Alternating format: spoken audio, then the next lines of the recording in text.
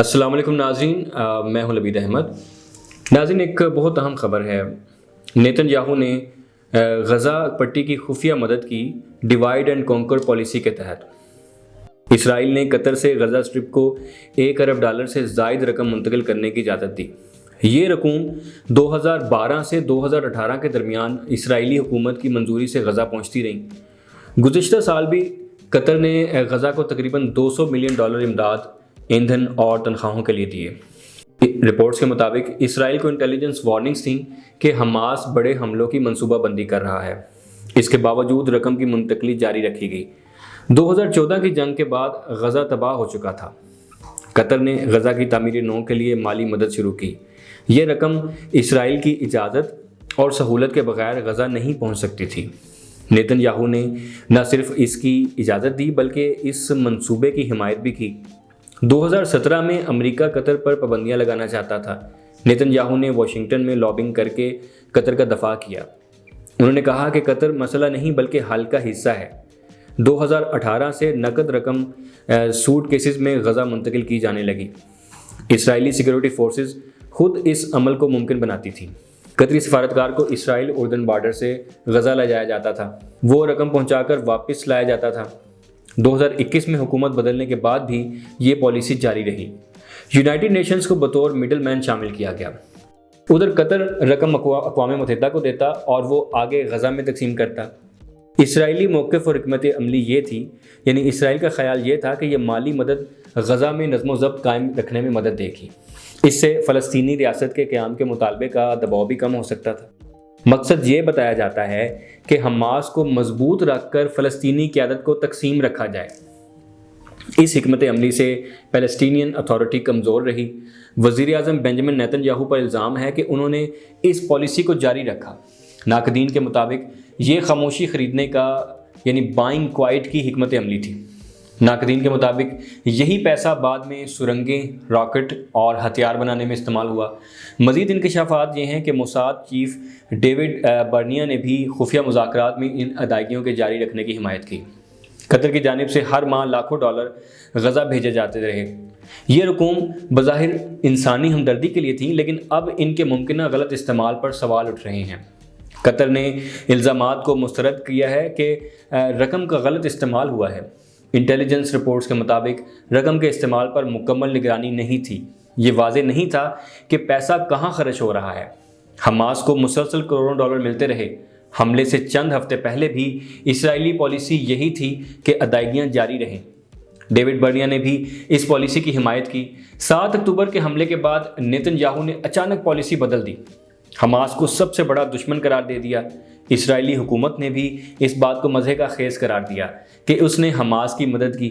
Reports کے مطابق ایک عارضی جنگ بندی کے تحت 50 اسرائیلی قیدیوں کی رہائی بھی ممکن ہوئی۔ اسرائیلی وزیر اعظم نیتن یاہو کے خلاف کرپشن کے الزامات ایک بار پھر شدت اختیار کر گئے ہیں، جبکہ ایک نئی تحقیقاتی رپورٹ اور مبینہ ویڈیو سامنے آنے کے بعد ان کی سیاسی اور قانونی مشکلات میں اضافہ ہو گیا ہے۔ معروف امریکی صحافی کارلنسن نے ایک دستاویزی مواد اور ویڈیو سامنے لانے کا دعویٰ کیا ہے، جس میں کہا گیا ہے کہ یہ شواہد نیتن یاہو کے خلاف قانونی کارروائی کو مزید مضبوط بنا سکتے ہیں اور انہیں جیل تک لے جا سکتے ہیں۔ تحقیقاتی رپورٹ میں الزام لگایا گیا ہے کہ نیتن یاہو نے اسلحہ کے تاجروں سے قیمتی تحائف حاصل کیے اور اس کے بدلے انہیں کاروباری فائدے پہنچائے۔ مزید یہ بھی دعویٰ کیا گیا ہے کہ پولیس تحقیقات کے دوران نیتن یاہو نے اپنی اور اپنی اہلیہ کے نام پر تحائف لینے کا اعتراف کیا ہے۔ رپورٹس میں کہا گیا ہے کہ ایک مبینہ ویڈیو بھی لیک ہوئی ہے جس میں نیتن یاہو کو انکوائری افسران کو دھمکاتے ہوئے دکھایا گیا ہے، تاہم اس ویڈیو کی آزاد ذرائع سے تصدیق نہیں ہو سکی۔ سیاسی مبصرین کے مطابق اگر یہ الزامات ثابت ہو جاتے ہیں تو نیتن یاہو کو وزارت عظمیٰ چھوڑنے کے بعد قانونی کارروائی کا سامنا کرنا پڑ سکتا ہے اور ممکنہ طور پر انہیں جیل بھی جانا پڑ سکتا ہے۔ دوسری جانب نیتن یاہو یا ان کے دفتر کی جانب سے ان الزامات پر تاحال کوئی باضابطہ رد عمل سامنے نہیں آیا۔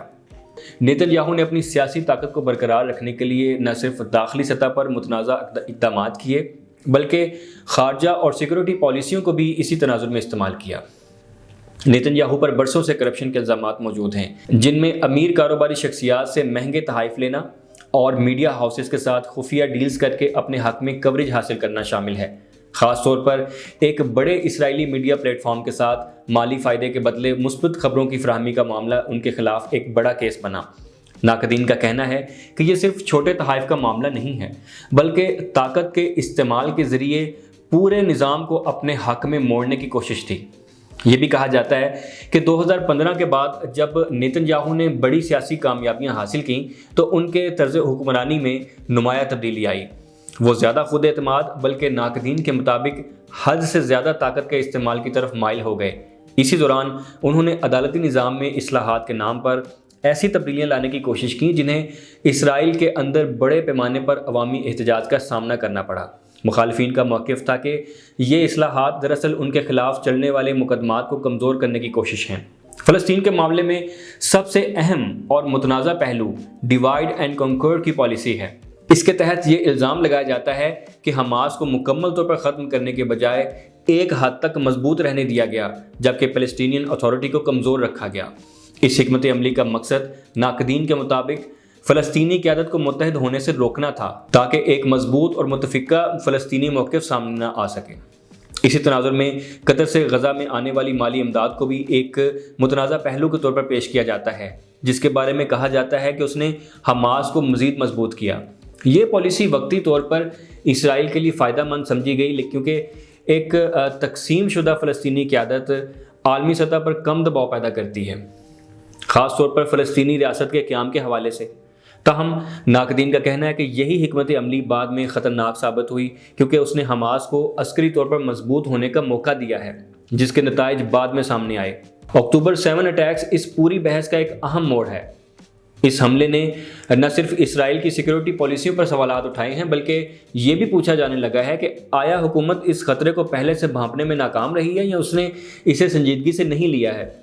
اس حملے کے بعد اسرائیل کی جانب سے غزہ میں بڑے پیمانے پر فوجی کارروائی کی گئی ہے، جس کے نتیجے میں بھاری جانی نقصان ہوا اور خطے میں کشیدگی مزید بڑھ گئی ہے۔ صورتحال جہاں تک پہنچی کہ یہ تنازع لبنان اور ایران تک پھیلنے کا خدشہ پیدا ہو گیا، جس نے اسے ایک علاقائی بحران کی شکل دے دی۔ بنیادی طور پر جنگی حالات نیتن یاہو کے لیے سیاسی طور پر فائدہ مند ثابت ہو سکتے ہیں۔ اس دلیل کے مطابق جنگ کے دوران عوام کی توجہ داخلی مسائل اور کرپشن کیسز سے ہٹ جاتی ہے، جبکہ قومی سلامتی کے نام پر قیادت کو زیادہ حمایت حاصل ہو جاتی ہے۔